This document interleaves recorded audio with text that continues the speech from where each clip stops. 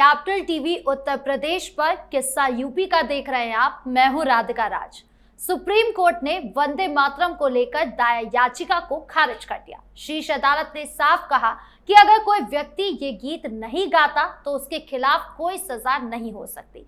इस फैसले के बाद जमीयत उलेमा ए हिंद के अध्यक्ष मौलाना महमूद मदनी ने अपनी प्रतिक्रिया दी। उन्होंने कहा, वंदे मातरम हमारी मूल आस्था के खिलाफ है, इसलिए किसी भी निर्देश या कानून से किसी को भी ये गीत गाने के लिए मजबूर नहीं किया जा सकता। मौलाना महमूद मदनी ने आगे कहा कि संविधान हर नागरिक को अपना धर्म आस्था के अनुसार जीने का अधिकार देता है। ये फैसला और मौलाना मदनी का बयान यूपी समेत पूरे देश में बहस छेड़ रहा है। एक तरफ जहां कई लोग सुप्रीम कोर्ट के फैसले का स्वागत कर रहे हैं, तो वहीं दूसरी तरफ वंदे मातरम को राष्ट्रगान की तरह सम्मान देने वाले लोग निराश भी दिखाई दे रहे हैं। ऐसे में सवाल उठता है कि वंदे मातरम गाना कंपलसरी होना चाहिए या नहीं। इसी पर चर्चा करने के लिए मेरे साथ स्टूडियो में मौजूद है कैपिटल टीवी के executive editor Rajiv Kumar. Sir, आपका बहुत बहुत स्वागत। धन्यवाद। सर, वंदे मातरम को लेकर जो सुप्रीम कोर्ट का फैसला आया है, ये सही है या नहीं? देखिए, सुप्रीम कोर्ट का फैसला तो सही है क्योंकि कानून के साथ चल रही सुप्रीम कोर्ट। ऐसा थोड़ी है कि सुप्रीम कोर्ट ने कानून की धज्जियां उड़ा दी है। सुप्रीम कोर्ट अभी ये फैसला इसलिए दे पाया क्योंकि अभी गजट में नोटिफिकेशन जारी नहीं हुआ है। कोई भी जब नोटिफिकेशन जारी नहीं होगा, उसे पनिशेबल ऑफेंस बनाया नहीं जाएगा, तब तक सुप्रीम कोर्ट किसी को कैसे पनिश्ड कर सकता है। सुप्रीम कोर्ट में इसी बात पर चर्चा थी। ऐसे ही आनन फानन में याचिका लाकर दायर कर दिया गया कि नहीं, अभी तो गृह मंत्रालय की तरफ से एक बिल लाया गया है और उस बिल पर चर्चा पास होने, सारे प्रावधान अगर एग्जीक्यूट होने हैं, तो उसके बाद उसमें जो बिल में कहा गया कि नहीं नहीं, वंदे मातरम और जनगण मन ये दोनों को एक साथ गाया जाएगा। किसी भी प्लेटफॉर्म पर अगर इसका इस्तेमाल करते हो तो पहले राष्ट्रगान फिर राष्ट्रगीत को भी उसी में शामिल करना होगा, एक साथ एक ही नहीं गाया जाएगा। जब ये प्रावधान की बात की गई है तो अभी उसका नोटिफिकेशन जारी नहीं हुआ। ये नहीं पूरी तरह से बाइफरकेट करके नहीं रखा गया कि अगर नहीं करते हो तो क्या क्या सजा हो सकती है। इसमें सजाओं का प्रावधान है, लेकिन वो केवल और केवल जनगण मन के लिए है। अभी वंदे मातरम को जब से उसमें ऐड किया गया है तो दोनों को ज्वाइंट तौर पर गाने के लिए, और जो इसका पालन नहीं करता है उसको उसी तरह के सजा दिलवाने वाले प्रावधान नोटिफाई हुए ही नहीं है। और सुप्रीम कोर्ट ने यही बात कही कि अभी गृह मंत्रालय ने नोटिफिकेशन जारी भी नहीं किया है, पनिशमेंट की बात भी नहीं हुई है कि क्या पनिशेबल है कि नहीं, तो अभी से आप इतनी जल्दीबाजी में क्यों हो। अभी जब ये प्रावधान ही नहीं है कि पनिशमेंट दी जाएगी तो फिर हम किसी को कैसे पनिश कर दें। अब ये लोग इसी पर खुश होने लगे कि नहीं नहीं, ये तो लागू ही नहीं होगा। ये लागू तो होगा। जैसे सीए का बिल आया, सीए बी आया, और ये सीए बी के बाद वो सीएए बना, अमेंडमेंट एक्ट बन गया, सिटीजनशिप अमेंडमेंट एक्ट। लेकिन सिटीजनशिप अमेंडमेंट एक्ट बनने के बाद क्या तुरंत ही लागू कर दिया गया? फिर उसके बाद गृह मंत्रालय का नोटिफिकेशन आया, 1.5 साल लग गए। और 1.5 साल के बाद जब गृह मंत्रालय का नोटिफिकेशन आया तो फिर अलग अलग स्टेट में इसको एग्जीक्यूट किया गया कि हाँ, अब से अलग अलग स्टेट में डिस्ट्रिक्ट मजिस्ट्रेट की जिम्मेदारी होगी। आपके पास जितने पेंडिंग मामले पड़े हुए हैं, जो सिटीजनशिप अमेंडमेंट एक्ट के तहत नागरिकता का दावा करता है, उन लोगों की अर्जियां स्वीकार करें और उसके ऊपर कार्रवाई करें, यानी जल्द से जल्द उसको सिटीजन बनाए यहाँ के। अब ये एजुकेशन की जिम्मेदारी होती है, तो अभी होम मिनिस्ट्री की तरफ एजुकेशन की जिम्मेदारी उठाई नहीं गई, अभी नोटिफिकेशन जारी नहीं किया गया, तो सुप्रीम कोर्ट ने कह दिया।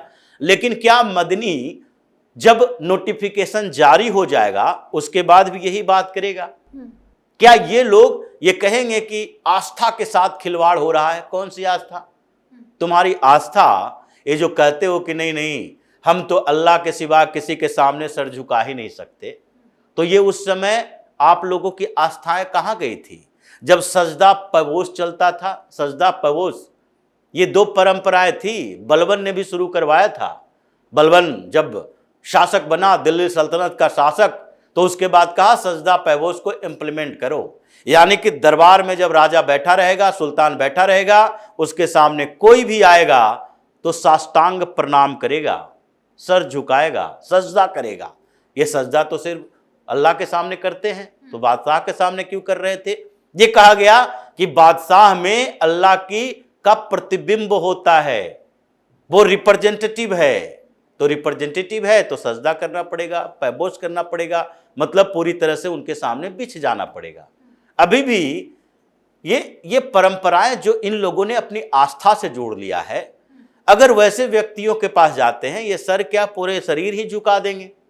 लेकिन फिर भी इनका अड़ियल रुख इसलिए है क्योंकि ये वंदे मातरम की बात जो चल रही है ये सनातन संस्कृति का देन है, ये हिंदुस्तान की संस्कृति है और इन लोगों को हिंदुस्तान की संस्कृति अपनाना नहीं है, हिंदुस्तान की संस्कृति अपनाता ही नहीं है, क्योंकि इन लोगों को लगता है कि इस्लाम जो उधार का लिया हुआ मजहब है इसके लिए, उसी इस्लाम से जुड़ी हुई संस्कृति अरब की जो संस्कृति है वो भी हम उधार लेकर आए हैं।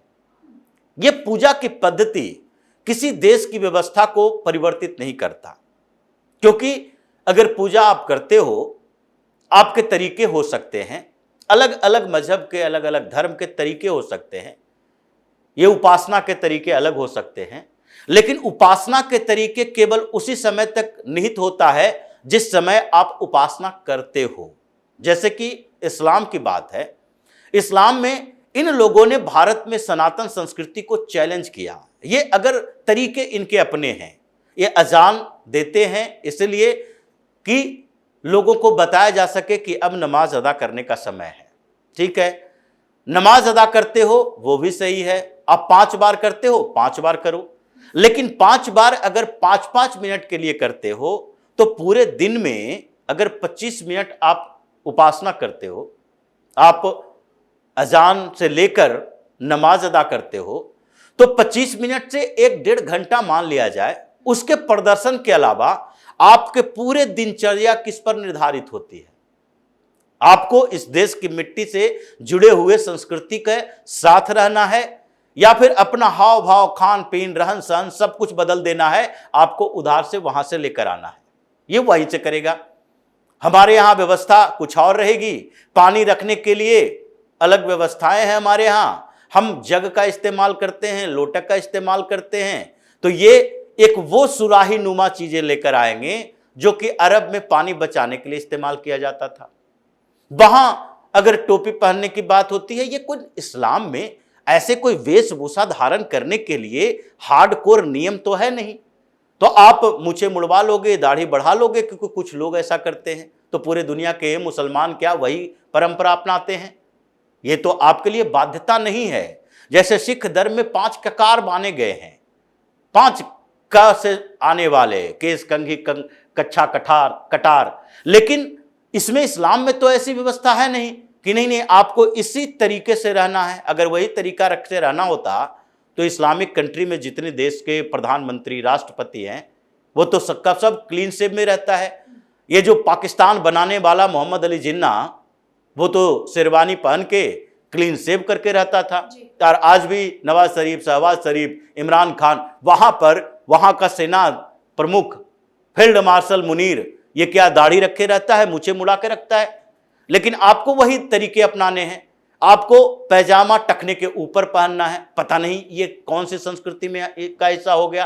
तो पूरे ये जो दिनचर्या अपनी ऐसे बना के रखते हैं कि नहीं हमें तो रोजा इफ्तार के समय खजूर खाना जरूरी है, चाहे हिंदुस्तान में खजूर की जरूरत हो या ना हो, हमें अरब से ही खजूर क्यों न लाना पड़े।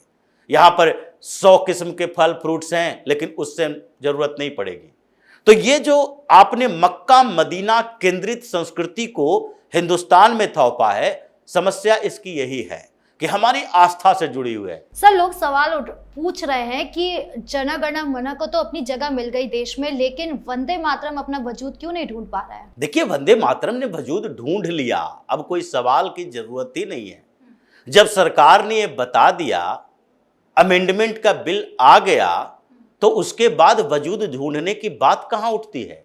ये तो सारे 6 स्टेंजा 3 मिनट का गाया जाएगा और उसके लिए सारी व्यवस्थाएं हो चुकी है। अब वजूद ढूंढना वो पुरानी बातें नहीं है कि वजूद नहीं ढूंढ रहा, अब वजूद मिल गया है, अब दोनों को जोड़ दिया गया है, दोनों साथ साथ गाए जाएंगे, लेकिन इसको इंप्लीमेंट करना है। नोटिफिकेशन जारी होने में थोड़ा टाइम लगता है, जिस तरीके से जितने भी कानून बनते हैं उसका नोटिफिकेशन जारी होते होते थोड़ा वक्त लगता है। ये कांग्रेस की सरकारें नहीं है जिसमें वजूद ढूंढने के लिए तलाश करना पड़ेगा, एक समय का इंतजार करना पड़ेगा हिंदुओं को। ये तो हिंदुस्तान की संस्कृति सभ्यता के संरक्षण करने वाली पार्टी की सरकार है, जिसे लगता है कि हमें हिंदुओं के वोट से हम सरकार बनाते हैं तो हिंदुओं के साथ खड़ा होना पड़ेगा, और जितना ज्यादा सपोर्ट हिंदुओं का मिलेगा उतना ज्यादा भारतीय जनता पार्टी को भी लगेगा कि हमें कैसे आगे की चीजों को इंप्लीमेंट करना है। लेकिन ये मौलाना गैंग को ये लगने लगा है कि अगर हम प्रोटेस्ट से, हंगामा से किसी तरीके से सरकार को दबाव में ला लें, सुप्रीम कोर्ट के दबाव में ला लें, तो ये संभव है नहीं, क्योंकि अब व्यवस्थाएं बदल चुकी है। और उस बदली हुई व्यवस्था में इन लोगों ने एक्सपेरिमेंट कर लिया, सीए के खिलाफ विरोध प्रदर्शन करके लागू कर दिया गया। वक्फ बोर्ड संशोधन विधेयक के खिलाफ प्रदर्शन, हंगामा, दंगा फसाद करने की कोशिश की, वो लागू कर दिया गया। अब आगे वंदे मातरम गाने की बात नहीं करते, तो अगर वंदे मातरम नहीं गाना होगा तो मौलाना मदनी, जो खुद ही राज्यसभा सांसद रह चुका है, अगर फिर से रिनॉमिनेट हो समाजवादी पार्टी की कृपा से, राज्यसभा में भेज दिया जाए या लोकसभा सांसद ही बन जाए, इच्छा तो इन लोगों की होती है, तो लोकसभा में जब जन गण मन से पहले वंदे मातरम भी गाए जाएंगे तो तुम नहीं खड़ा होगे तो सीधे संसद की सदस्यता खत्म कर दी जाएगी। क्या करोगे तुम? अगर राष्ट्रपति कहीं आते हैं प्रोग्राम में, उनसे पहले गाया जाएगा तो दोनों साथ में गाया जाएगा। ये पूरे नोटिफिकेशन में है कि अगर कोई राजकीय प्रोग्राम होता है, गवर्नर आते हैं, मुख्यमंत्री आते हैं, उससे पहले दोनों साथ में गाए जाएंगे।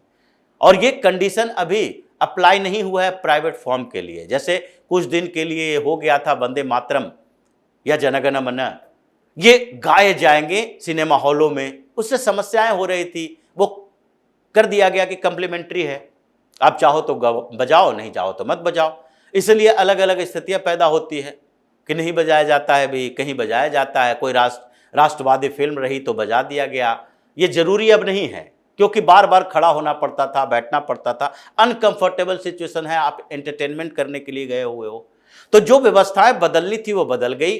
अब इन लोगों को जिस व्यवस्था के साथ चलना है वो चले, या तो साथ चलो हिंदुस्तान के, या तो हिंदुस्तान के विरोध में चलोगे तो हमेशा पिटते कुटते रहो। ये व्यवस्थाएं अब बदलने वाली नहीं है। जी, इस मुद्दे पर ज्यादा जानकारियों के लिए आपका बहुत बहुत धन्यवाद। तो वंदे मातरम को लेकर मौलाना महमूद मदनी का बयान माहौल बिगाड़ रहा है, क्योंकि सुप्रीम कोर्ट ने भले ही साफ कर दिया हो कि गीत गाना अनिवार्य नहीं है, न ही गाने ना करने पर कोई सजा दी जा सकती है, लेकिन विधानसभा चुनाव से पहले ऐसे बयान और फैसले राजनीतिक गर्माहट बढ़ा रहे हैं। आपकी इस पूरे मामले को लेकर क्या राय है, कमेंट बॉक्स में जरूर बताएं। धन्यवाद।